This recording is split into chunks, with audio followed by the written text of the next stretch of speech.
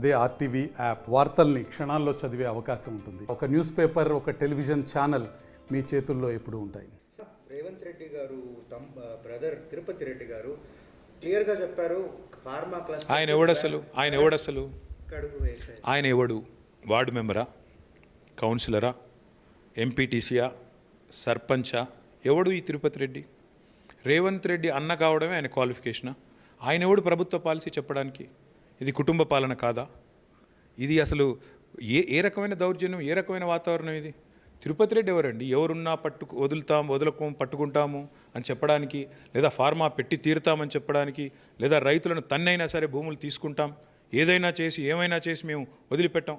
అసలు ఎవరు ఆయన? ముఖ్యమంత్రి ఆయన, లేదా ఆయన షాడో సీఎమా, డిఫాక్టో సీఎమా? ఎవరైనా అసలు? నేనేమంటున్నా అంటే అల్టిమేట్గా ఇవాళ రేవంత్ రెడ్డి గారి పరిపాలన ఎట్లా ఉంది అంటే, ఆయన సర్కారు నడుపుతున్నాడో సర్కస్ నడుపుతున్నాడో ఎవరికి అర్థం కావట్లేదు. ఆయన ప్రభుత్వంలోని కలెక్టర్ గారేమో దాడి జరగలేదని చెప్తారు, ఆయన ప్రభుత్వంలోని ఎస్పీ గారేమో దాడి జరిగింది, కాన్స్పిరసీ ఉందని చెప్తారు. ముందు వాళ్ళని ఒక రూమ్లో కూర్చొని మాట్లాడుకొని మనం సర్కారు నడుపుతున్నామా, సర్కస్ నడుపుతున్నామా, ఏం చేస్తున్నామో ఆలోచించుకొని మాట్లాడితే ప్రభుత్వానికి వాళ్ళ గౌరవం తగ్గకుండా ఉంటుంది. సార్, ఢిల్లీ దాకా తీసుకెళ్ళి మనోహర్ లాల్ ఖట్టర్కి కూడా రిప్రజెంటేషన్ ఇచ్చారు. కేంద్ర సర్కార్ నుంచి ఎటువంటి స్పందన వస్తుంది దీని మీద? ప్రత్యేకంగా మీ డిమాండ్ ఏంటి?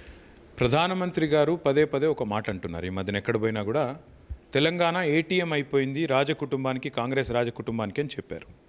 మరి కాంగ్రెస్ రాజకుటుంబానికి తెలంగాణ ఏటీఎం అయితే ప్రధానమంత్రి గారు ఆయన కింద ఆధీనంలో ఉండే సంస్థలు ఏం చేస్తున్నాయి? ఈడీ ఏం చేస్తున్నది, ఐటీ ఏం చేస్తున్నది, సిబిఐ ఏం చేస్తున్నది, సివిసి ఏం చేస్తూ ఉంది? ఈడీ సరిగ్గా 40 రోజుల కిందట ఇక్కడ రైడ్ చేసింది తెలంగాణ రెవెన్యూ మంత్రి పొంగులేటి శ్రీనివాసరెడ్డి మీద. ఇంతవరకు ఒక్క మాట బయటికి రావట్లేదు. ఎన్ని రూపాయలు దొరికినాయి, ఎన్ని కోట్లు దొరికినాయి, ఎన్ని కేసులు పెడతారు, ఎందుకు రావట్లేదు? అదాని గారినేమో అక్కడ పైన తిడతారు, ఇక్కడేమో దోస్తీ చేస్తారు. ఢిల్లీలో కుస్తీ, ఇక్కడ గల్లీలో దోస్తీ. అదే మాదిరిగా మాకు అర్థం కాని ఇంకొక విషయం, ఇవాళ మూసీ విషయంలో మేము కంప్లైంట్ చేస్తున్నాం, 1.5 లక్షల కోట్ల కుంభకోణానికి ఈయన పాల్పడుతున్నాడు అని.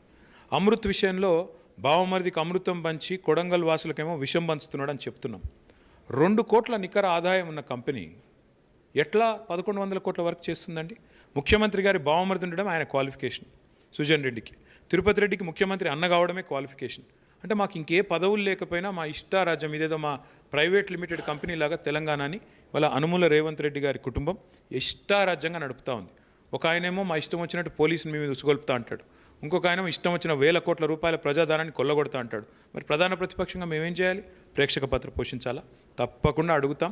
రేవంత్ రెడ్డి ఒకవేళ జైల్లో పెడతాను, కేసులు పెడతాను, దాంతో ఏమో జరిగిపోతుంది అనుకుంటే ఆయనంత పిచ్చోడి ప్రపంచంలో ఎవడు లేడు, ఆయనంత అజ్ఞానం ఎవడు లేడు. నేను ఒకటే కోరుతా ఉన్నా రేవంత్ రెడ్డిని, నీకు అంతా ఉబలాటంగా ఉంటే ఇద్దరం కలిసి పోదాంపా. ఎక్కడికి? ఫీల్డ్కి పోదాం.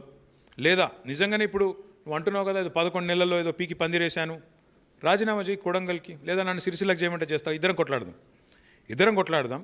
ఎవరు కరెక్టో ప్రజలు తెలుస్తారు. నిజంగా నీ పాలన గొప్పగా ఉందా, చెత్తగా ఉందా నేను అంటున్నట్టు ప్రజలు తెలుస్తారు. అదే మాదిరిగా రేవంత్ రెడ్డిని ఇంకొక మాట కూడా అడుగుతున్నా, నిజంగానే కొడంగల్లో ఏం జరిగిందో దమ్ముంటే మీడియా ఫ్యాక్ట్ ఫైండింగ్ కమిటీ పంపి, మొత్తం మీడియాని కెమెరాలతో స్వేచ్ఛగా పంపి, లేదా నువ్వు వస్తావరా, పోలీసులు లేకుండా నువ్వు నేను ఇద్దరం పోదాం, ప్రజలను అడుగుదాం. మీడియా మీరు కెమెరాలు పెట్టుకొని ఉండండి, ప్రజలు ఏం చెప్తారో విందాం. నిజంగా అక్కడ జరిగింది ఏంటి? గిరిజన రైతుల భూములు లాక్కున్నారా లేదా? గిరిజన రైతుల మీద దౌర్జన్యం చేశారా లేదా? అనుముల తిరుపతి రెడ్డి ఎస్సీ ఎస్టీ రైతులను తిట్టాడా లేదా? తన్ని తీసుకుంటామని చెప్పాడా లేదా?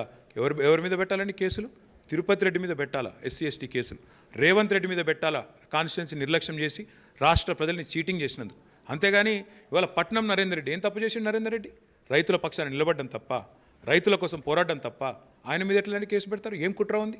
మా నాయకులతో మాట్లాడడం కుట్రనా? నీ చేతగాంతనాన్ని కప్పిపుచ్చుకోవడానికి కుట్ర కేసులు పెడతా అంటే ఈ ఉడత ఊపులకి ఎవడు భయపట్టోడు లేడు. ఏం పిక్కుంటావో పిక్కోపో అని చెప్తున్నాను. మరిన్ని వీడియోస్ కోసం ఛానల్ సబ్స్క్రైబ్ చేయండి. లేటెస్ట్ అప్డేట్స్ కోసం వాట్సాప్ ఛానల్ ఫాలో అవ్వండి. అండ్ లింక్ డిస్క్రిప్షన్ లో ఉంది.